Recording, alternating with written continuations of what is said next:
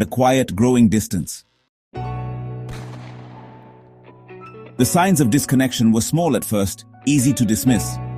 A text message left unanswered for hours, then days. Plans that were once solid priorities became flexible, then easily cancelled. The intimate language we had created, our inside jokes and shared glances began to feel like a foreign tongue.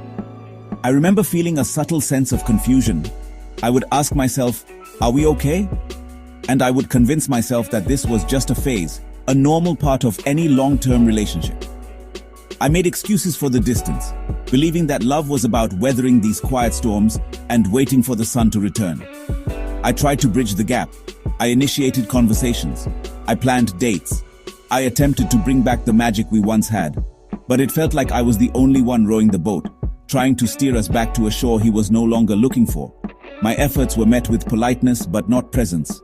He was physically there, but his mind, his energy, his focus, they were somewhere else entirely. This period was filled with a quiet anxiety, a feeling of trying to hold on to water. The more I squeezed, the faster it slipped through my fingers. My heart knew something was wrong long before my mind was ready to accept it. The most painful part of this slow decay was the self-doubt it created within me. I started to question myself. Was I not enough? Had I done something wrong? Did I stop being the person he fell in love with?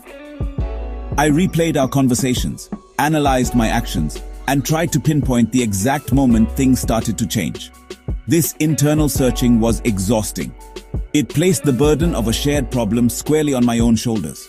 I believed that if I could just be better, more interesting, or more understanding, I could fix us. I didn't realize yet that you cannot fix something when you are the only one who sees it as broken. This gradual breakdown taught me an important lesson about intuition. Our intuition is our soul's guidance system. It speaks in whispers, not shouts. It sends us feelings, a sense of unease, or a subtle knowing in our gut. We often learn to ignore these whispers because the truth they carry can be painful.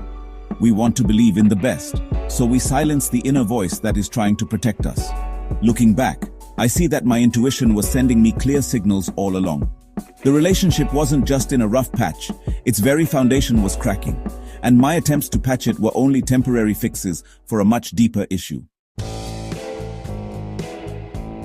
Then, the confusion gained a name.